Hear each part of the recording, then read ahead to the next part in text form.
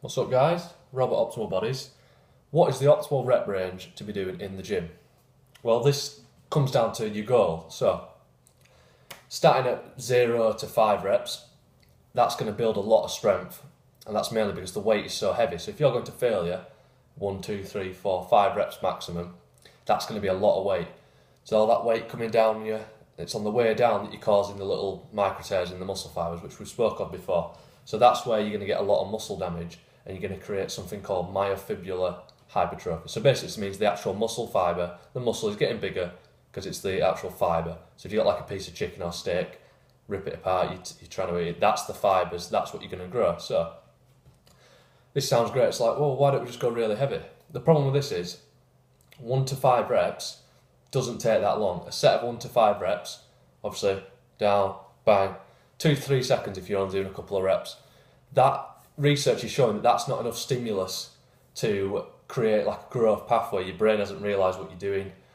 You need to up the time under tension, if you will, to set off a growth response, so testosterone, that, all those sort of things. So there's cellular signalling.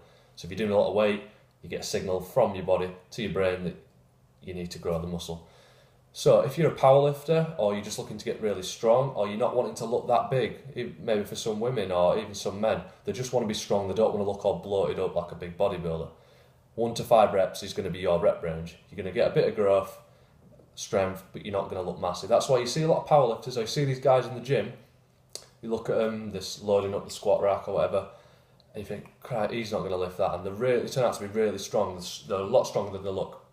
Now, moving on past 5 reps, 6 to 12 is ideal, and research is showing more and more, is an ideal rep range for bodybuilders or just guys, girls wanting to pack on the mass. And that's because you're getting different types of growth. You're getting the myofibrillar, because the weight's still relatively heavy, especially if you're going to failure, but you're also getting something called sarcoplasmic growth, which is the fluid volume in the muscle. So you're getting growth of the actual fibres and the fluid, because the fluid is what's providing the energy for the muscle, which is like your glycogen and the blood volume, that sort of thing. So you get, that's about 15 to 20% of the muscle, so you're getting that sort of growth as well. And that's the reason you see big bodybuilders that don't actually lift as much, but they look really strong.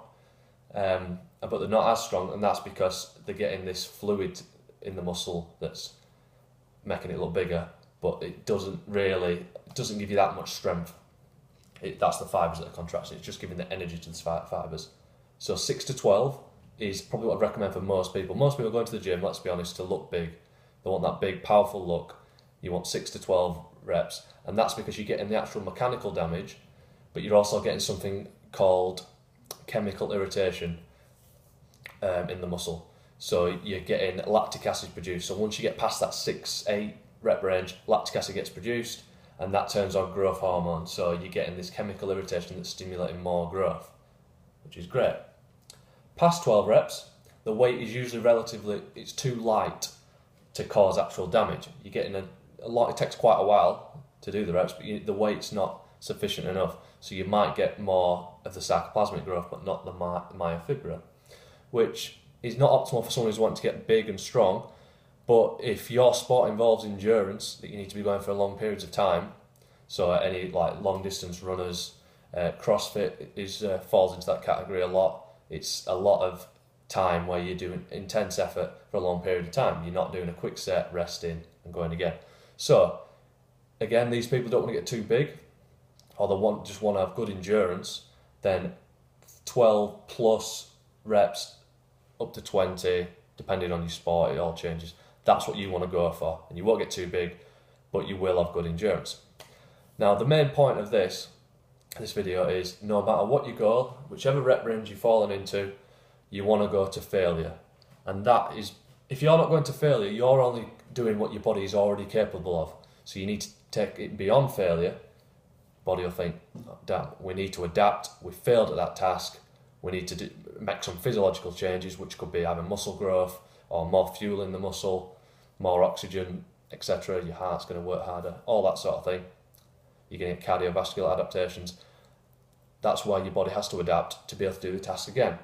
So you do that, say you fail at 5 reps with a certain weight, the week after, your body will have adapted, you won't fail at 5 reps, so you need to put the weight up. That's where most people go wrong.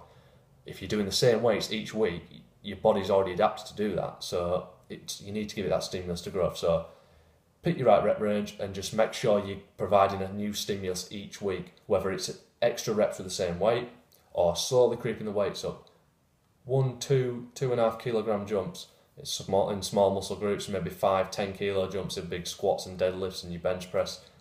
That's going to provide that continuous stimulus, and your body will have to adapt. So force it to adapt and pick your right rep range. Cheers for listening. Cheers, guys.